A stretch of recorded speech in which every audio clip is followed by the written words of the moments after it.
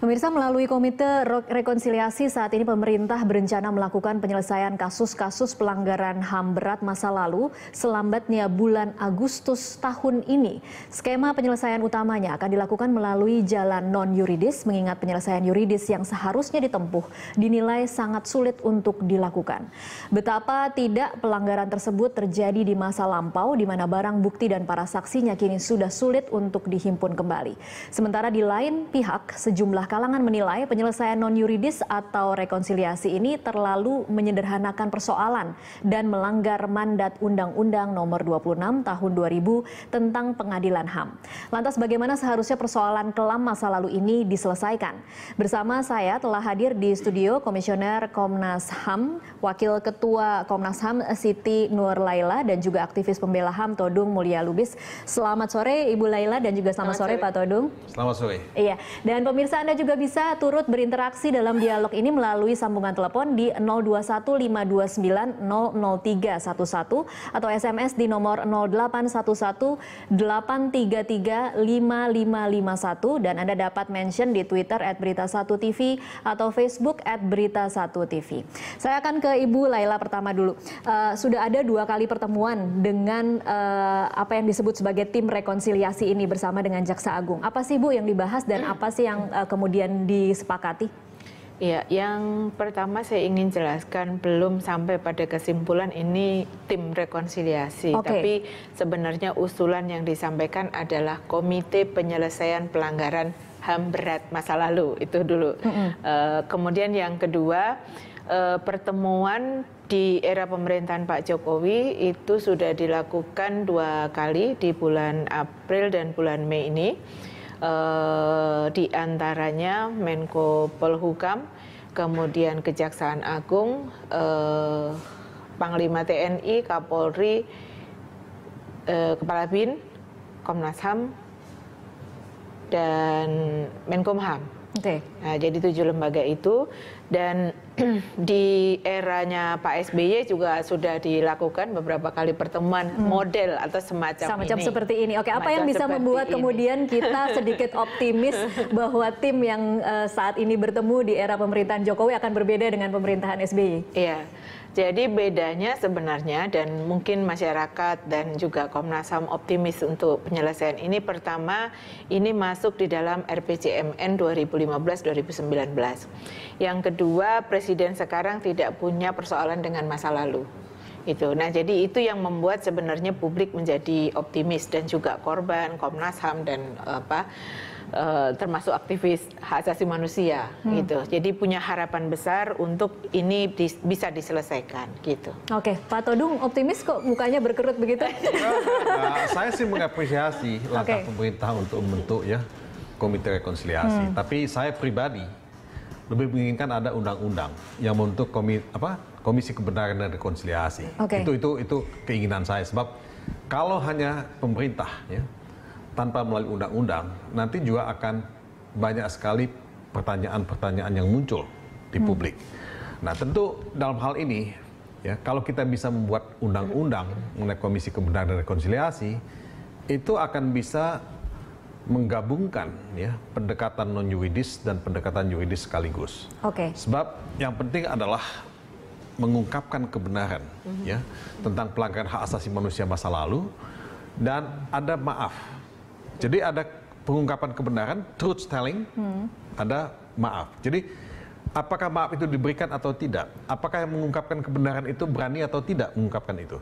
Kalau dia tidak mau, dia mesti diadili. Kalau misalnya maaf itu tidak diberikan oleh korban, itu juga ada jalan untuk mengadili. Nah, tapi kalau misalnya itu tidak dilakukan dan kita hanya masuk pada Komite Rekonsiliasi, saya takut bahwa persoalan tidak akan pernah selesai. Korban akan menuntut bahwa ini satu penyelesaian yang tidak sepenuhnya memuaskan mereka. Tapi wacana mengenai undang-undang itu kan sudah lama juga nih Pak Todung. Bisakah kita kemudian berharap ini kan harus melalui pintu politik lagi, berarti harus masuk ke DPR lagi begitu? Memang saya sadar bahwa membuat undang-undang itu tidak mudah. Tapi kalau kita melihat kemarin pemilihan umum, pemilihan presiden, isu ini kan muncul kembali. Kasus-kasus pelanggaran hak asasi manusia masa lalu justru bisa menjegal seseorang juga untuk jadi capres. Nah, kalau tidak ada penyelesaian yang once and for all untuk semua kita, ini akan tetap jadi luka yang tidak bisa disembuhkan. Nah, buat saya ya, kalau kita memang serius dan sungguh-sungguh ya, ini mesti ada penyelesaian yang tuntas sehingga ke depan kita bisa melangkah tanpa mempersoalkan ya kesalahan-kesalahan masa lalu. Nah, tapi apakah itu bisa dilakukan ya melalui DPR? Ya seharusnya DPR juga bisa dikomando oleh pimpinan partai politik kalau memang punya komitmen untuk menyelesaikan persoalan ini. Oke, saya kembali lagi ke target Agustus 2015. Dari mana itu tiba-tiba kemudian tim ini mengeluarkan atau komite penyelesaian pelanggaran HAM ini kemudian mengumumkan bahwa kira-kira Agustus 2015 akan bisa terselesaikan? Jadi saya pikir ini kan baru pada tingkat diskusi yang belum ada konklusinya. Jadi ini belum satu kesimpulan yang kemudian bisa diumumkan kepada publik bahwa ini loh cara penyelesaiannya akan dilakukan oleh Pak Komite dan sebagainya. Hanya kalau kita melihat dari berbagai model itu kan penyelesaian ini bisa dilakukan melalui rekonsiliasi atau yudisial. Kemudian bisa diputuskan di dalam keputusan presiden seperti yang disampaikan Bang Todung, juga ada yang diputuskan melalui undang-undang, bahkan ada yang melalui konstitusi. Jadi macam-macam. Nah, kita kan mencoba merumuskan bagaimana jalan Indonesia ini yang terbaik buat seluruh bangsa Indonesia. Nah, ini yang sesungguhnya belum bisa disimpulkan apapun juga. Ini kan baru mengumpulkan berbagai ide. Dari keinginan korban, misalnya korban juga bervariasi keinginannya. Jadi korban yang seperti kasus 65 berharap karena ini kasusnya sudah lama dan sebagainya, lebih bisa menerima kalau ini rekonsiliasi, dan yang sangat penting bagi mereka adalah rehabilitasi gitu ya. Nah, tapi bagi yang kasus-kasus 98 inginnya yudisial karena merasa bahwa buktinya cukup, kemudian pelaku masih hidup dan sebagainya. Nah, ini kan tentu juga berangkat dari keyakinan masing-masing kan gitu. Nah, kemudian bagaimana penyelesaian kasus itu sendiri bisa juga macam-macam modelnya. Bisa per kasus, jadi 7 kasus itu kemudian diperiksa, mana apakah mau seluruhnya yudisial, ataukah dari 7 ini ada yang non-yudisial, ada yang yudisial, ataukah misalnya juga apakah bisa dilakukan dengan seluruh kejahatan atau kekerasan yang dilakukan oleh negara pada periode pemerintahan tertentu.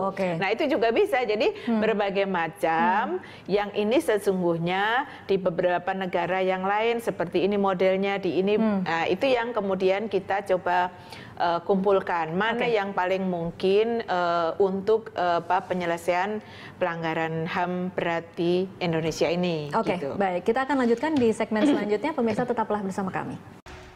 Pemirsa, sebelum kami lanjutkan perbincangan, berikut adalah 6 kasus pelanggaran HAM berat yang rencananya akan diselesaikan oleh pemerintah. Pertama adalah kasus Talang Sari yang terjadi pada tahun 1989. Kedua, kasus Wamena Wasior yang terjadi pada tahun 2003. Kemudian kasus penghilangan orang secara paksa yang terjadi pada tahun 1997 hingga 98. Lalu ada kasus penembakan misterius di tahun 1982 hingga 85 dan G30 SPKI pada tahun 65. Dan yang terakhir ada kasus kerusuhan pada Mei 98. Satu lagi, penghilangan orang secara paksa. Itu terjadi pada tahun berapa, Ibu? 98. 98, itu tadi sudah disebutkan. Ya, oke. Baik, kalau dari pertama, mengapa kemudian 7 ini yang dipilih sebagai kasus yang akan diselesaikan terlebih dahulu? 7 kasus ini itu kan sebenarnya kasus yang penyelidikannya sudah selesai oleh Komnas HAM dan kemudian sudah diserahkan ke Kejaksaan Agung gitu. Nah, jadi mestinya kemudian dia ditingkatkan ke penyidikan gitu. Oke, apa jawaban Jaksa Agung kemarin ketika kemudian ini kan sebenarnya mudahnya kan tinggal dibuka lagi berkasnya yang ada di Kejaksaan Agung dan kemudian dilanjutkan kasusnya. Iya, berkali berkas itu bolak-balik. Jadi saya menjadi komisioner November 2012 dan November itu juga kami menerima berkas dari Kejaksaan Agung. Sehingga pada November itu juga kami membentuk tim penyelesaian pelanggaran HAM berat di internal Komnas HAM dan kemudian menjawab bolak-balik suratnya Kejaksaan Agung. Ada dua terkait dengan hukum formil dan hukum materialnya. Oke, dan kenapa tidak dilanjutkan? Rata-rata jawabannya adalah tidak dilanjutkan itu kan nanti bisa ditanyakan ke pihak Kejaksaan Agung tentu karena tetapi jawaban yang diterima oleh Komnas HAM bagi Komnas HAM hukum formil misalnya penyelidikan harus dilakukan di bawah sumpah dan sebagainya, di mana 3 kasus sebelumnya itu tanpa proses itu tidak juga dipertanyakan gitu. Artinya ada standar yang tidak sama. Kenapa dulu kan sudah ada 3 kasus yang sudah disidangkan. Nah, itu tidak pernah dipertanyakan secara formal seperti itu dan penyelidikan yang dilakukan oleh Komnas HAM sudah selesai gitu. Jadi dan aturannya juga tidak ada kewajiban sebenarnya dalam proses penyelidikan, penyelidik harus di bawah sumpah dan sebagainya. Nah ini hal-hal yang kemudian bolak-balik yang sesungguhnya sebenarnya persoalannya bukan di situ. Persoalannya adalah pertama soal political will dari pemerintah, yang kedua soal keberanian. Karena ini memang 7 berkas ini kan barang panas lah, kira-kira begitu, yang resiko politiknya juga sangat tinggi gitu. Pak Todung, kalau dari analisa Anda sekarang ini, kalau tadi dikatakan bahwa sebenarnya kan pemerintahan yang sekarang tidak punya beban masa lalu, tapi seberapa optimistis sih kita kemudian bisa berharap bahwa ini akan selesai pada masa pemerintahan yang baru ini? Ya memang tidak ada beban masa lalu, tapi menurut saya pemerintahan kan bukan hanya Presiden Jokowi ya. Pemerintahan itu kan banyak yang lain-lain juga ya. Jadi kalau dikatakan bahwa tidak ada beban masa lalu, mungkin tidak semuanya tidak punya beban masa lalu. Mungkin Jokowinya saja tidak punya beban masa lalu begitu ya. Beban masa lalu, tapi yang lain mungkin punya. Masa lalu. Nah, itu yang pertama. Yang kedua, timeline sampai Agustus ya. Itu menurut saya sangat optimistis ya. Saya tidak percaya bahwa itu bisa selesai sampai Agustus. Kalau sampai Agustus kira-kira apa sih yang bisa diselesaikan, Pak Todung? Saya kan untuk mendapatkan kesimpulan ya, apa yang akan dilakukan ya, apakah mau melalui pengadilan, apakah melalui rekonsiliasi, apakah komite rekonsiliasi itu sifatnya nasional, apakah mau didesentralisasi. Misalnya begini loh, Aceh misalnya ada DOM ya. Nah, itu mau diselesaikan dalam konteks Komisi Rekonsiliasi Nasional ya, atau per daerah, Papua misalnya. Nah ini juga pertanyaan-pertanyaan yang masih belum bisa dijawab saat ini. Sebab untuk menyelesaikan semua kasus, tadi disebut 6, ya, mungkin ada yang lain ya, yang tidak disentuh di sana. Nah ini bisa nggak ya, realistis nggak 6 bulan ya. Nah makanya saya ingin mengatakan bahwa saya memahami dan bersimpati kepada keluarga korban yang ingin ada pengadilan, ingin ada proses judisial. Tapi juga saya bersimpati kepada pihak penyelenggara negara yang memang tidak akan gampang ya untuk mendapatkan bukti-bukti yang menurut hukum bisa digunakan. Nah, contoh kasus penembakan misterius. Nah, ini udah lama terjadi. Nah, saya sih tentu senang karena saya dari dulu melawan ya penembakan misterius. Tapi saya tidak bisa membayangkan untuk mendapatkan bukti-bukti yang bisa dipakai dalam waktu yang pendek. Kecuali kalau kita memang buat timeline-nya agak panjang. Nah itu pun tidak akan menguntungkan karena timeline itu mesti dibuat pendek supaya bisa ada target yang bisa dicapai. Kalau tidak nanti bisa mundur sampai kapan, tidak manageable. Ya. Nah ini yang saya ingin katakan. Nah jadi saya kira ya dalam waktu beberapa bulan ini kita memang hanya bisa memilih. Kita mau menyelesaikan melalui Komisi Rekonsiliasi yang mana. Ya, yang mana yang harus ke pengadilan ya. Nah ini yang mesti didiskusikan secara sangat detail, sangat teknis oleh masing-masing lembaga ini. Dan tentu saya berharap korban dan pihak pegiat hak asasi manusia di luar pemerintah juga bisa didengar ya masukannya. Oke, kalau kemudian kita pilah salah satu, kemudian misalnya rekonsiliasi terlebih dahulu karena misalnya tadi disebutkan korban G30 SPKI misalnya, kemudian memilih lebih ke rekonsiliasi. Mekanismenya seperti apa sih? Saya ambil contoh begini, di Belanda baru-baru ini ada pertemuan yang menggagas apa yang disebut International People Tribunal, semacam pengadilan rakyat. Tapi itu bukan pengadilan sebetulnya. Bukan pengadilan dalam artian yang kita kenal. Itu lebih semacam tribunal of inquiry. Jadi tribunal untuk mengumpulkan ya fakta-fakta. Nah dari situ kita coba mengungkapkan kebenaran. Ya. Nah disitulah kita akan melihat apakah kebenaran itu bisa menjadi pembelajaran buat kita ke depan. Nah apakah pemerintah setelah melihat itu mau melakukan rehabilitasi, mau melakukan upaya-upaya untuk ya menyatakan maaf, ya, menyampaikan maaf kepada korban misalnya, ya. Nah, atau ada tindakan yang lain. Nah, ini yang kita anggap sebagai bagian dari pengungkapan kebenaran dalam rangka ya pembelajaran untuk masa depan. Oke, baik. Saya tahan lagi dulu di situ, Ibu Laila ditahan dulu. Nanti kita masih akan lanjutkan di segmen selanjutnya. Pemirsa tetaplah bersama kami. Pemirsa, kita lanjutkan perbincangan. Saya kembali ke Ibu Laila. Ibu Laila, kalau memang kemudian rekonsiliasi yang memang disepakati atau memang lebih diinginkan oleh keluarga korban dan akan dilakukan oleh pemerintah, mekanismenya akan seperti apa?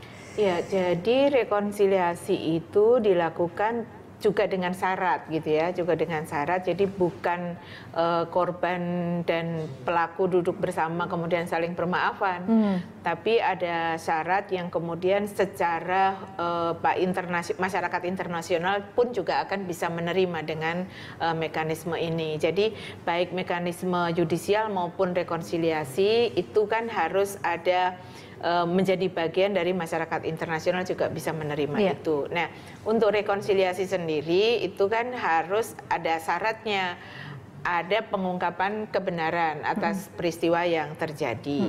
Kemudian yang kedua ada pengakuan terhadap korban bahwa memang betul mereka adalah korban. Ada permohonan maaf dari kepala negara kepada korban dan keluarganya. Ada jaminan ketidakberulangan. Kemudian ada pemulihan bagi korban dan keluarganya. Jadi ini bagian dari rekonsiliasi yang harus dipersiapkan. Nah, bagaimana kemudian pengungkapan kebenaran? Tadi Bang Todung menceritakan tribunal itu yang di luar mekanisme UN ya. Nah, tapi bagaimana kemudian kalau komite penyelesaian pelanggaran HAM ini dibentuk, kemudian bagaimana pengungkapan kebenaran? Nah itu yang kemudian juga harus dibuat rule of procedure-nya untuk pengungkapan kebenaran bagaimana gitu. Jadi itu semacam persidangan lagi atau seperti apa? Ya itu nanti yang akan dirumuskan. Dalam kerja-kerja komite begitu. Kalau rekonsiliasi yang dipilih artinya memang secara langsung pelaku dimaafkan gitu? Pelaku kemudian tidak akan menjalani hukuman. Jadi tidak otomatis. Tidak otomatis begini, dalam arti bahwa kan harus ada pengungkapan kebenarannya dulu. Untuk pengungkapan kebenaran itu pertama data yang digunakan bisa menggunakan data yang sudah dimiliki oleh Komnas HAM dalam konteks penyelidikannya. Nah, kemudian kalau kurang maka komite juga mestinya diberi kewenangan untuk memanggil para pihak yang dianggap terkait untuk dimintai keterangan gitu. Masih ada proses seperti itu artinya. Iya. Nah, itulah yang harus dibuat aturan mainnya gitu. Jadi dibuat aturan bagaimana pengungkapan kebenaran itu harus dilakukan. Pak Todung, kalau kemudian jalur yuridis yang dipilih, beberapa waktunya sudah terjadi lebih dari 10 tahun. Kemudian kalaupun tragedi yang terbaru misalnya Mei 98 itu juga sudah terlalu lama kan sebenarnya. Bagaimana kita bisa berharap bahwa peradilan ini akan berjalan dan mengungkap kebenaran dengan sebenar-benarnya? Yang pertama harus dikatakan bahwa kalaupun kejadian itu sudah cukup lama ya, kita tidak mengenal kadaluarsa di sini. Ya.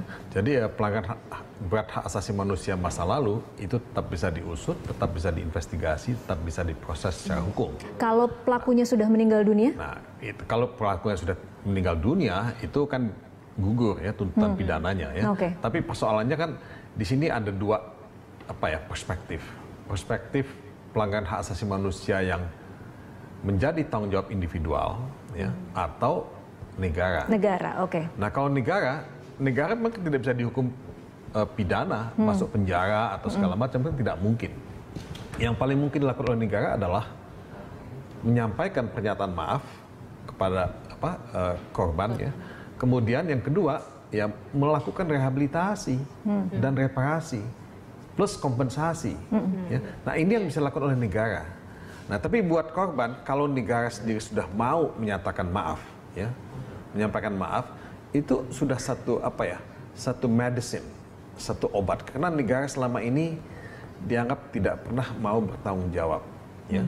Nah, ini yang terjadi karena negara memberikan semacam impunitas pada pelanggar-pelanggar hak asasi manusia ini.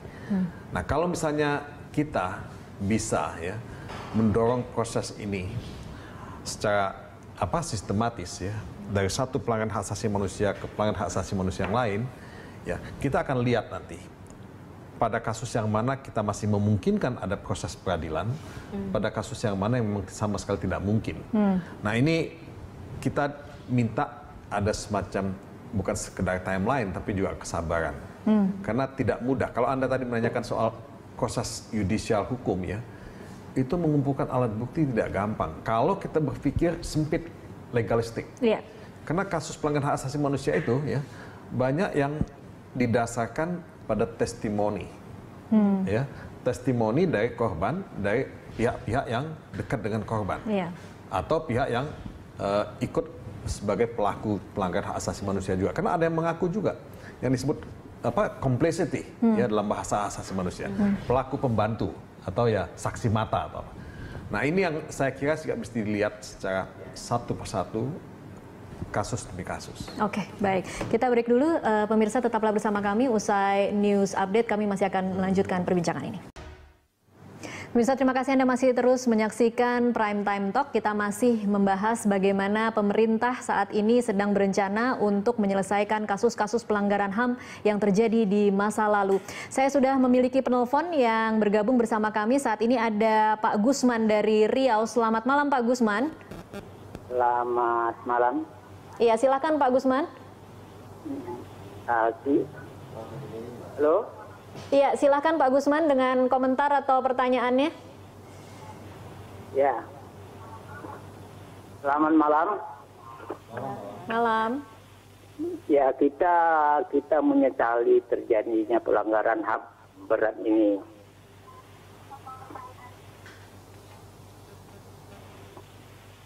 Silakan Pak Gusman.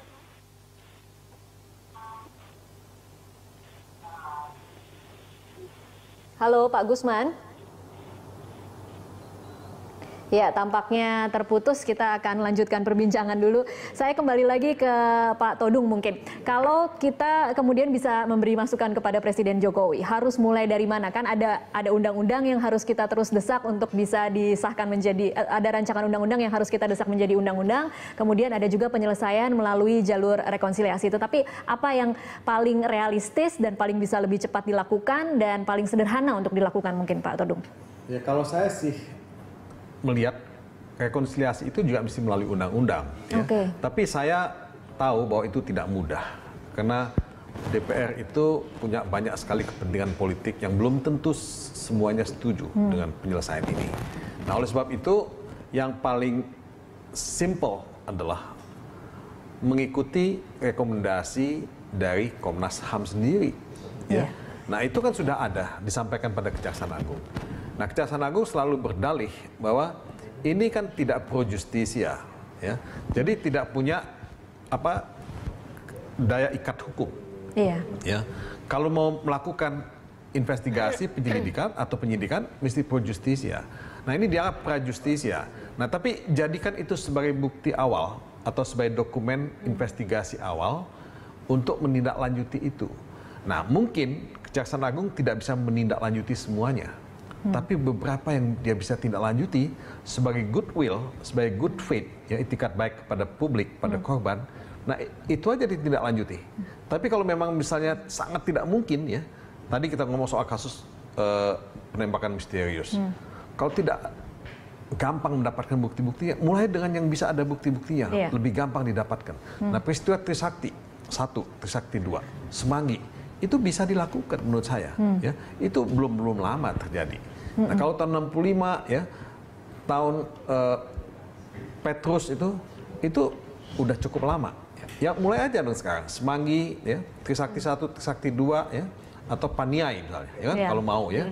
Nah, itu bisa dilakukan, itu doable menurut saya. Doable, oke. Mbak Bu Laila, kalau Trisakti 1, Trisakti 2, Semanggi 1, Semanggi 2 dianggap berkasnya mungkin lebih lengkap, ada saksinya, ada bukti-bukti, sudah ada di Kejaksaan Agung. Sebenarnya apa sih yang terjadi selama ini? Apalagi alasan Kejaksaan Agung kenapa kasus ini kemudian tidak naik?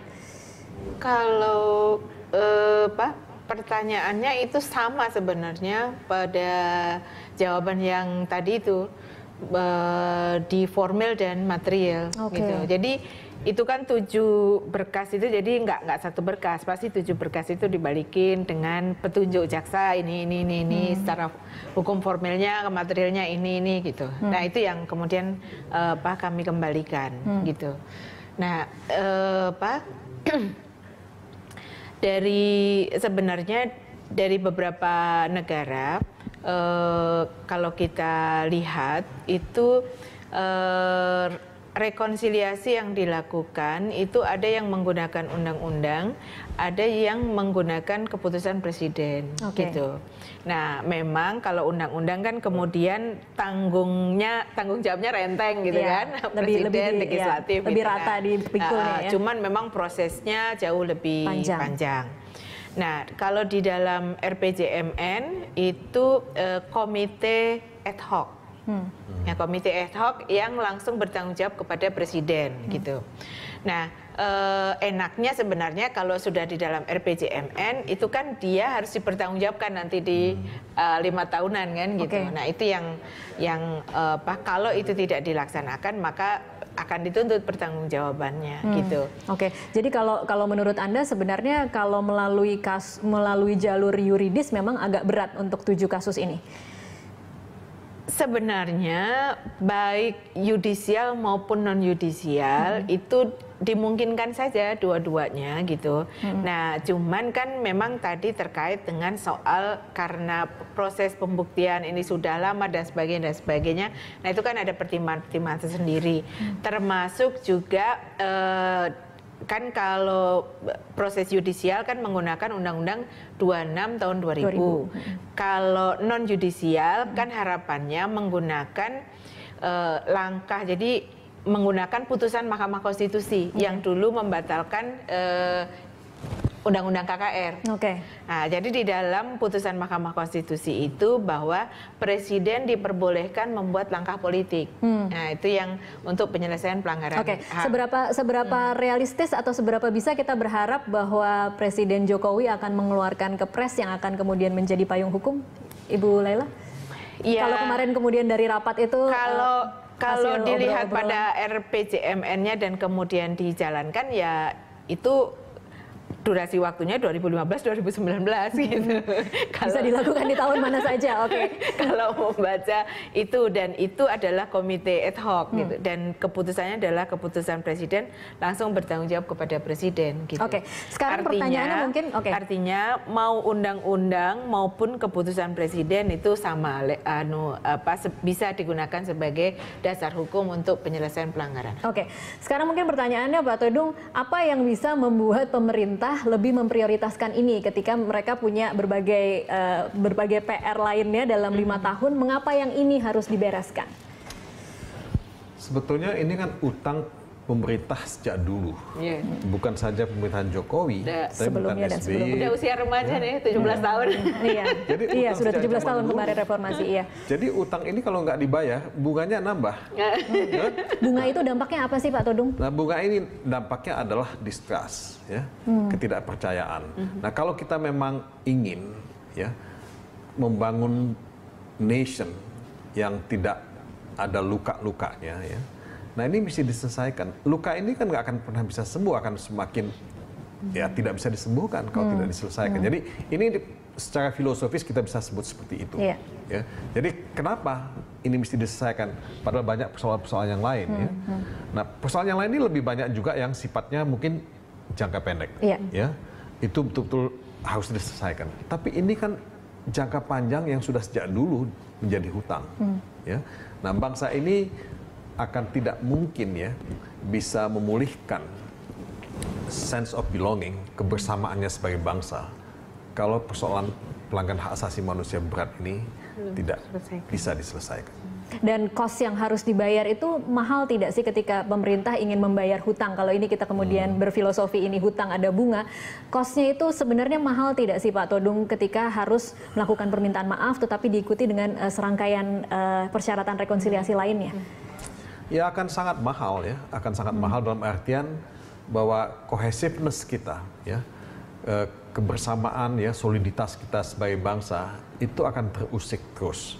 Nah, kunci dari demokrasi adalah pelanggaran hak asasi manusia, adalah penghormatan terhadap hak asasi manusia. Ya, kunci dari peradaban manusia ya, itu juga adalah rasa hormat terhadap hak asasi manusia. Nah, kalau kita tidak memenuhi ini ya, memang kita akan selalu menjadi bangsa yang dianggap ya punya beban sejarah. Nah, beban sejarah inilah yang menurut saya tidak harus kita bayar. Oke, kalau kita penuhi, apa jaminannya bahwa di masa mendatang ini tidak akan selalu menjadi sesuatu yang diungkit-ungkit ketika misalnya pemilihan presiden akan selalu ada seperti itu? Apa jaminannya, Ibu Laila? Ya jaminannya tuh nggak ada. Memang tidak ada jaminannya. Nggak ada jaminannya, tapi bahwa bagaimana penyelesaian ini betul-betul dilakukan secara komprehensif, nah itu menjadi penting dan menjadi bagian dari berikutnya kemudian tidak akan dipertanyakan lagi gitu. Jadi bagaimana misalnya komite ini betul-betul adalah komite yang independen sehingga publik percaya terhadap komite ini untuk penyelesaian pelanggaran HAM berat masa lalu yang dianggap bahwa ini adalah tidak memiliki kepentingan apapun selain penyelesaian pelanggaran HAM berat masa lalu. Misalnya, jadi itu juga menjadi salah satu ketika kita salah juga memilih orang-orang yang berada di dalam komite, berarti itu PR lagi untuk persoalan berikutnya gitu. Nah, jadi memang makanya kenapa kami Komnas HAM sendiri juga berharap kelompok masyarakat sipil, seluruh intelektual yang ada di Indonesia dan juga penggiat hak asasi manusia silakan memberikan masukan sebanyak-banyaknya untuk penyelesaian persoalan ini dan sehingga kami bisa mendiskusikan juga dengan pihak pemerintah untuk mencari jalan yang terbaik bagi seluruh bangsa Indonesia. Jadi persoalan hak asasi manusia ini bukan hanya persoalan hak asasi manusia, tapi ini adalah persoalan bangsa Indonesia. Apa agenda terdekatnya untuk dari tim Kemenkumham? Agenda terdekat kami tentu masih akan terus melakukan konsolidasi ya untuk mendiskusikan berbagai persoalan dan juga Komnas HAM akan juga mendengarkan berbagai pihak termasuk juga korban dan keluarganya. Dan dalam waktu dekat mungkin bulan ini kami akan melakukan kegiatan di Palu prakarsai oleh Wali Kota Palu yang 2 tahun lalu Wali Kota Palu meminta maaf kepada korban dan keluarganya. Jadi sesungguhnya inisiatif-inisiatif lokal sudah dimulai dan ternyata juga tidak seperti yang ditakutkan gitu. Nah, jadi 2 tahun ini toh wali kota juga aman-aman aja, tidak ada gugatan apapun, tidak ada juga anggaran yang sedemikian dahsyat yang untuk harus kemudian digelontorkan sebagai kompensasi. Tidak. Karena banyak anggota keluarga korban itu lebih pada rehabilitasi dan tahu misalnya kalau yang keluarganya hilang itu kan ingin tahu kalau meninggal di mana kuburannya, kalau sekarang hidup di mana dan sebagainya. Jadi tidak selalu dilihat pada materi. Oke, baik, terima kasih Ibu Laila dan juga terima kasih Pak Todung untuk